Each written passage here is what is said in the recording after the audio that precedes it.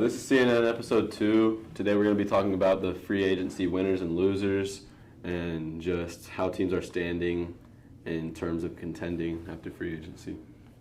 So starting off, we have some free agency winners, and I personally believe that the Chargers, Bengals, Browns, Raiders, Tampa Bay, and the Texans are up there too as some of the premier winners from free agency. Yeah, I actually think if we had to rank them, I think probably the number one winner in my eyes is probably Los Angeles Chargers.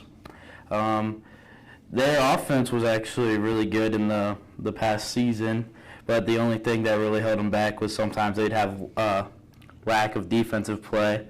So they decided to go out and give the corner who led in interceptions the last 2 years a bag and trade for Khalil Mack, who has been dominant throughout his whole career.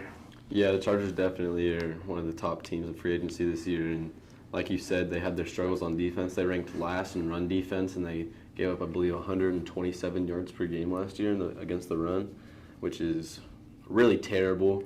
And when you have a great offense like that with a top 5 quarterback, a couple of great receivers, Austin Eckler, who's probably the best receiving back in the league, one of them at least. You got to maximize his rookie contract while you can, and this is their perfect time to go win a Super Bowl.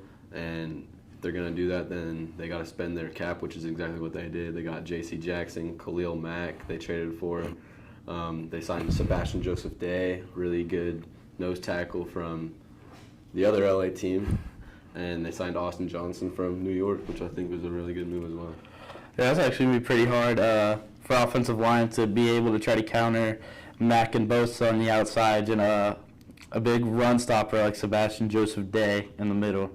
Now we're going to move on to some of our losers we have. And to start out, I think Bill Belichick and the Patriots were big losers until this last week, as they let the best corner in top 2 corner in the NFL go, and they were just cutting linebackers, and they traded Shaq Mason for a 5th-round pick, which I thought he was worth a lot more than that, at least a 3rd or 4th, but I just don't think that they haven't really been doing too much like they did. Definitely comparing to last year when they just went all out.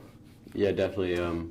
There was no real reason to move Shaq Mason whenever they're not having cap troubles, and you have a young quarterback in Mac Jones who's one of the most accurate.